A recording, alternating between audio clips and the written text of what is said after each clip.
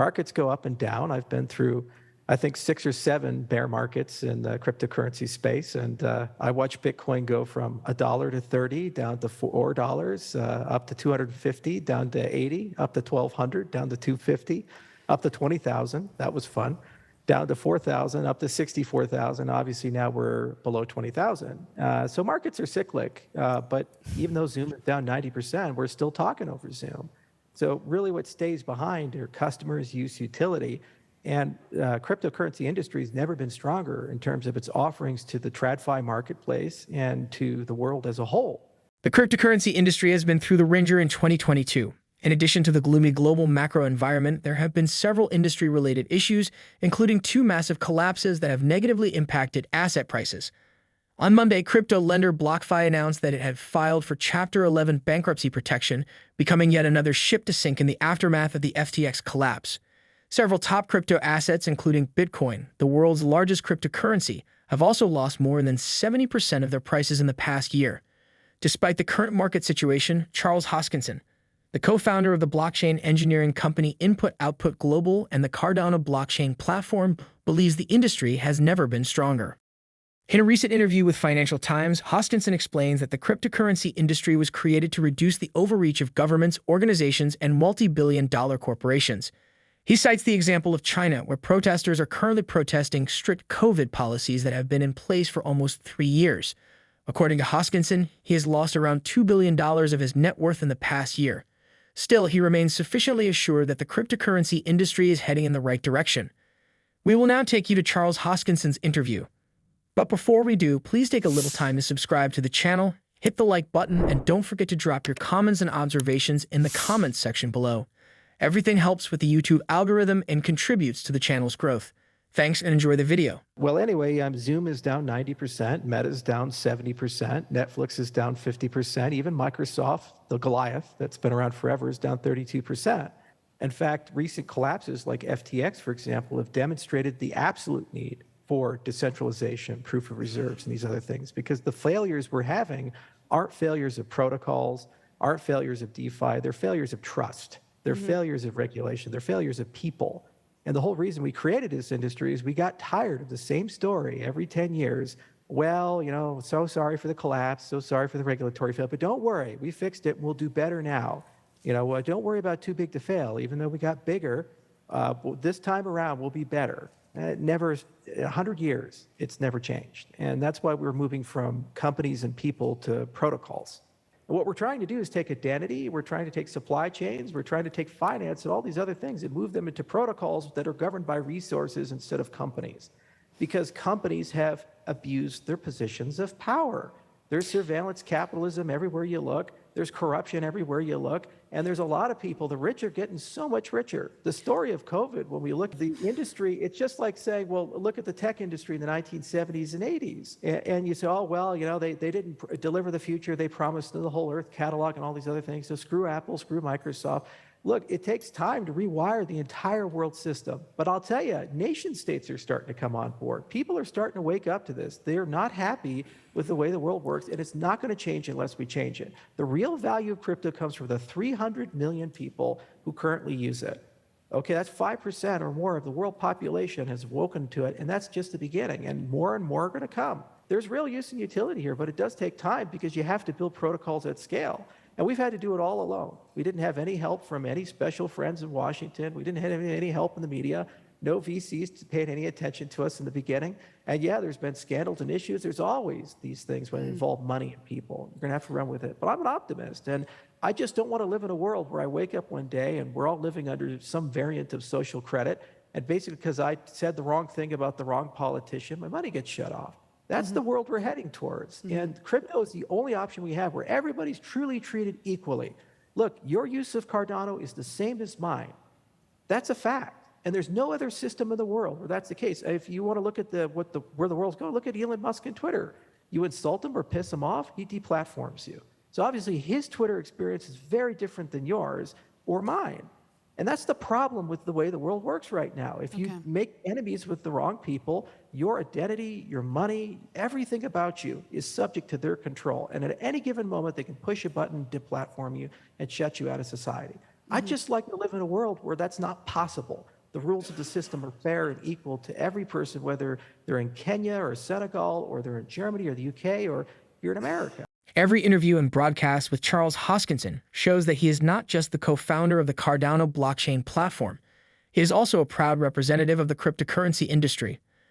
One need only look at China's unfortunate and tragic situation to realize the importance of the cryptocurrency industry in safeguarding the rights of ordinary citizens, just as the American entrepreneur has explained. In his interview, Hoskinson also discusses the Cardano blockchain platform.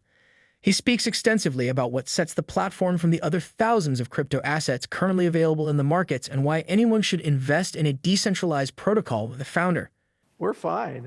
It's like what happens to Disney after Walt Disney dies? What happens to Apple after Steve Jobs dies? They're bigger companies, stronger and more resilient companies. So the thing about Cardano as a protocol is there are over 3 million people. There's 1,200 projects that are building. Over 100 have launched. 6 million assets that have been issued. The vast majority of that activity has nothing to do with me.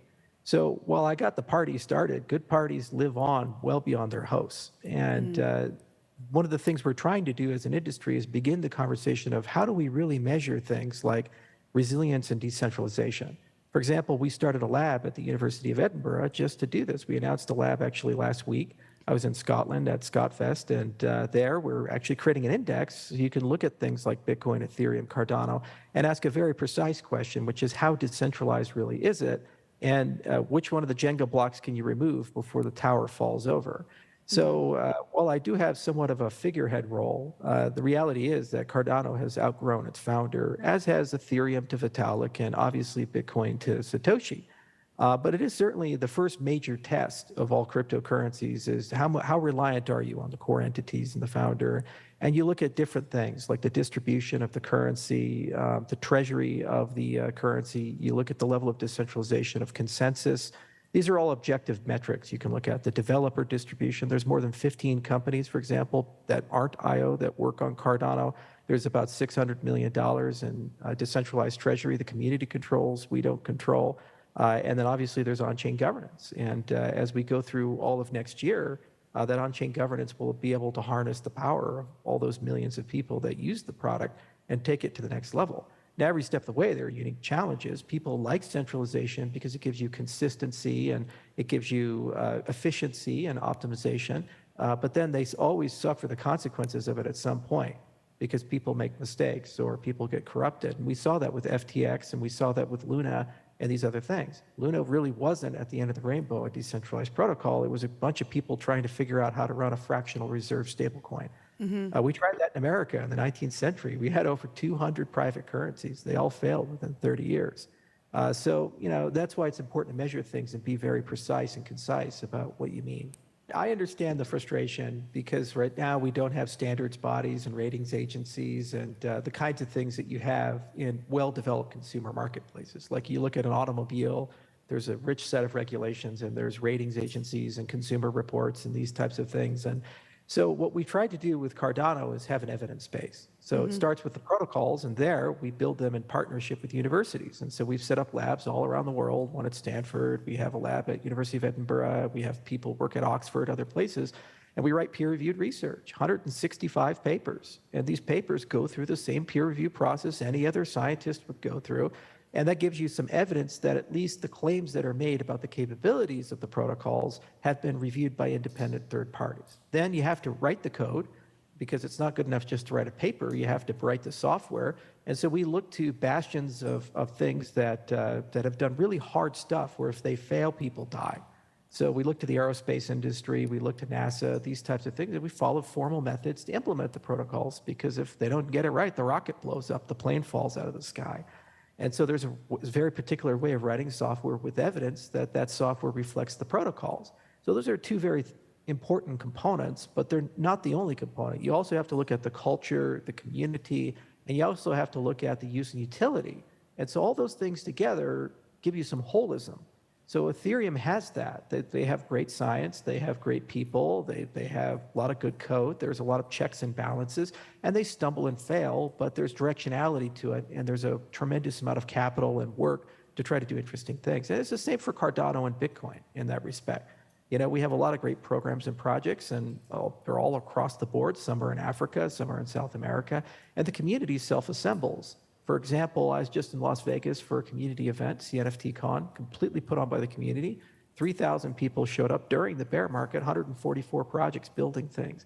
So it shows you that there's real utility there. Shark Tank billionaire Mark Cuban also agrees that the cryptocurrency industry remains as strong as ever despite the massive price declines and failed projects. Here is the billionaire's outlook on the industry and the FTX crash.